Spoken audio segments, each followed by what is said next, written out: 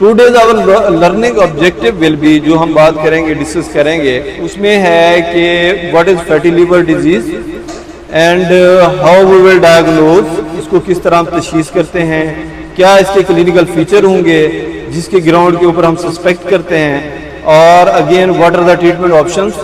और इसमें अगला ये है कि स्पेशली रेस्मेटिरोम जो एक न्यू ड्रग अभी 2024 में FDA ने अप्रूव किया है, उसका इसमें रोल क्या है, तो इस पर हम जो है टोटल बात करेंगे। अब ये जो बेसिकली हमारी मेटाबॉलिक फैटी लिवर डिजीज़ है, इसका जो बर्डन है, अब लोगों की ये एक्सपेक्टेशन है कि 2040 तक तकरीबन 50% जो वर्ल्ड पॉपुलेशन है उसमें ये हो जाएगी।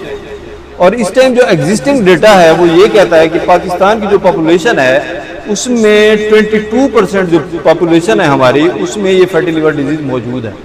और ये इसमें एक और चीज़ भी एविडेंट हुई है कि ये ज़रूरी नहीं है कि जो लोग ओबीज हैं, हेल्दी हैं, जो ओवरवेट है सिर्फ उनमें हो, ये इवन थिन लीन लोगों में भी आई है। और जो अभी तक का डेटा है वो ये कहता है कि जो टोटल हमारे पास फैटी लिवर डिजीज़ के पेशेंट्स हैं उनमें से जो 40% है, और कुछ ये कहते हैं कि भाई 30% जो है उनमें वो है जो थिन लीन है, या ये है कि जो नॉर्मल वेट के लोग हैं, तो उसमें ये है। ये सारा डेटा मैंने आप लोगों का शेयर कर दिया है।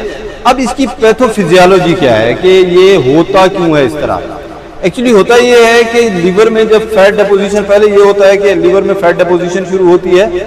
अब वो फैट डिपोजिशन होती क्यों है, एक तो हमारा इनटेक ज़्यादा हो सकता है कि हम जो है डाइट में ज़्यादा फैटी जो चीज़ें हैं वो खा रहे हैं, तो एक इनपुट जो है ना वो आ रहा है, वो लीवर में डिपॉजिट हो रहा है। दूसरा ये है कि जो आपकी फैटी एसिड प्रोडक्शन है तो वो अगर लीवर में बढ़ रही है तो वो भी एक रिस्क है।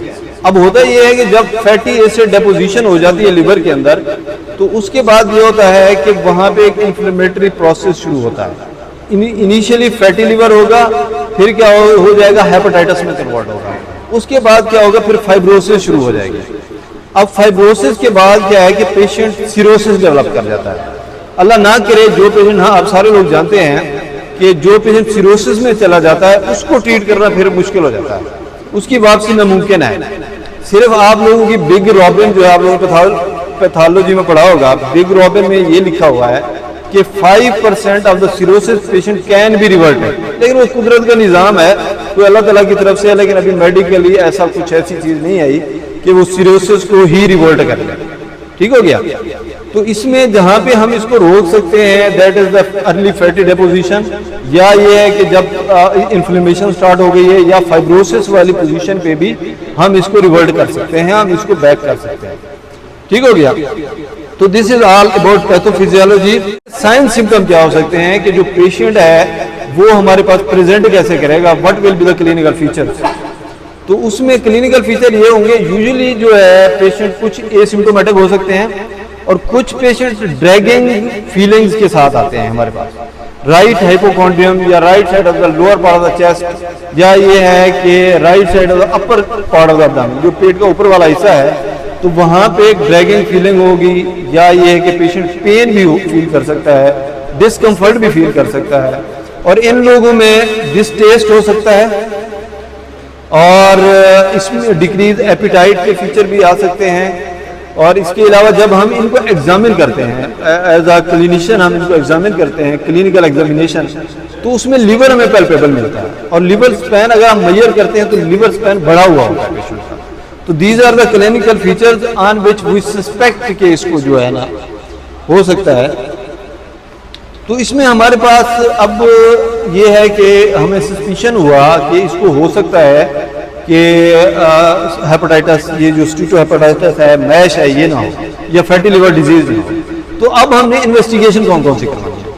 अब उसमें एक तो सिंपल है, हमारे पास हमने एसजीपीटी करवाना है यूजुअली इन पेशेंट्स में, क्योंकि अगर अर्ली फैटी डिपोजिशन है तो उसमें हमारा AST ALT यूजुअली नॉर्मल आता है। लेकिन अगर हेपेटाइटिस इन्फ्लेमेटरी प्रोसेस स्टार्ट हो गया है तो तब क्या होगा, एसजीपीटी हमारा रेज होगा, एसजीपीटी बढ़ा हुआ होगा। दूसरा ये है कि ultrasound is very important. Ultrasound simply हर जगह पे अवेलेबल है, उसको हम दे सकते हैं। लेकिन अगर थोड़ी सी एडवांस डिजीज हो गई है, लिवर में हमें स्टिफनेस को देखना है, then is the fibro scan, वो भी हम कर सकते हैं। या आजकल MRI बड़ा है, MRI जो प्रोटॉन, बेसिकली ये प्रोटॉन एमिटेड है और ये जो फैटी एसिड वहाँ पे डिपोजिशन है उसको ये डिटेक्ट करता है कि कितना उसका है। तो these are the investigation. Simple आपने ALT करवा लेना है, अल्ट्रासाउंड एब्डोमेन हमने करवा लेना है, और अगर एडवांस सिचुएशन है, हमारे पास रिसोर्सेज भी हैं, तो उसमें हमने फाइब्रो स्कैन और MRI भी हम करवा सकते हैं। अच्छा, इसमें अब हमारे पास आ जाता है ट्रीटमेंट कि हमने इसको ट्रीट कैसे करना है। सबसे पहली बात तो है उसकी हमने लाइफस्टाइल मॉडिफिकेशन करनी है, एक्सरसाइज, सीडेंटरी लाइफस्टाइल को चेंज करना है। बेसिकली हमारी जो यूजुअली रूटीन होती है, फिजिकल लोग बैठे रहते हैं, बैठे बैठे काम करते हैं, तो इसमें हमने क्या करना है कि पेशेंट की जो रूटीन है उसमें वॉक है, एक्सरसाइज है, एरोबिक एक्सरसाइज है, गेम्स हैं, तो इनको हमने क्या करना है, इन करना है। और उसके बाद हमने उसकी डाइटरी मॉडिफिकेशन करनी है। और डाइटरी मॉडिफिकेशन में एक डाइट है मेडिटेरियन डाइट, बड़ी ज़बरदस्त किस्म की डाइट है। इसके ऊपर बहुत सारे रिसर्चर्स हैं, कार्डियोलॉजिस्ट हमारे बैठे हुए हैं। इवन कुछ स्टडीज और डेटा ये कहता है कि जो आपकी मेडिटेरियन डाइट है वो 30 to 35% MI, स्ट्रोक इनकी रिडक्शन करती है, और इवन आपकी मैश की भी रिडक्शन करती है। तो वो बेसिकली है क्या मेडिटेरियन डाइट? ये वो डाइट है जो मेडिटेरियन सी के इर्द गिर्द कंट्रीज हैं उसके लोग जो इसको इनटेक करते हैं यूजुअली अपनी रूटीन में, तो उसको मेडिटेरियन डाइट कहा जाता है। उसमें यूजुअली जो आपके हैं फ्रूट्स हैं, उसमें वेजिटेबल्स हैं, एक सर्टेन अमाउंट में आप प्रोटीन ले सकते हैं, मिनिमम स्वीट्स हैं और मिनिमम आपके फैट्स हैं। इसमें जो सबसे इंपॉर्टेंट इंग्रेडिएंट है दैट इज आपका जैतून। जैतून का जो है बड़ा अच्छा, इन्होंने जितनी भी मेडिटेरियन स्टडीज हुई हैं तो उसमें जैतून का जो एडिशन है, ओलिव ऑयल भी सर्टेन जगहों पे है, आपका पूरा ओलिव या जैतून है उसको भी आप इसको यूज़ करवा सकते हैं। तो ये तो हो गया डाइटरी एंड मॉडिफिकेशन और lifestyle modification. Other is the treatment option. अभी रिसेंटली और इसको अर्जेंटली FDA ने अप्रूव किया है।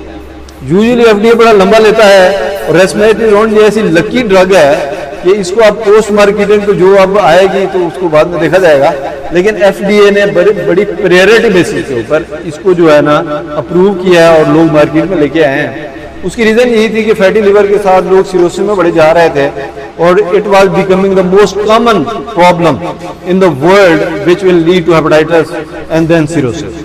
तो उसकी वजह से रेस्पिरेटरी एक ड्रग है, इसको लेके आए हैं, रीजना के नाम से इनकी है। जो ये मैंने आपके साथ डिस्कस कर लिया है, वेट लॉस ये भी हो गया हमारा। अब गाइडलाइंस में भी वही है कि आप रेस्पिरेटरी, अब इसके साथ जो एसोसिएटेड बाकी चीज़ें हैं, लाइक कोई डायबिटिक पेशेंट है या हाइपरटेंसिव है तो डायबिटीज़ को अच्छा कंट्रोल करना, उसको weight reduction is very important.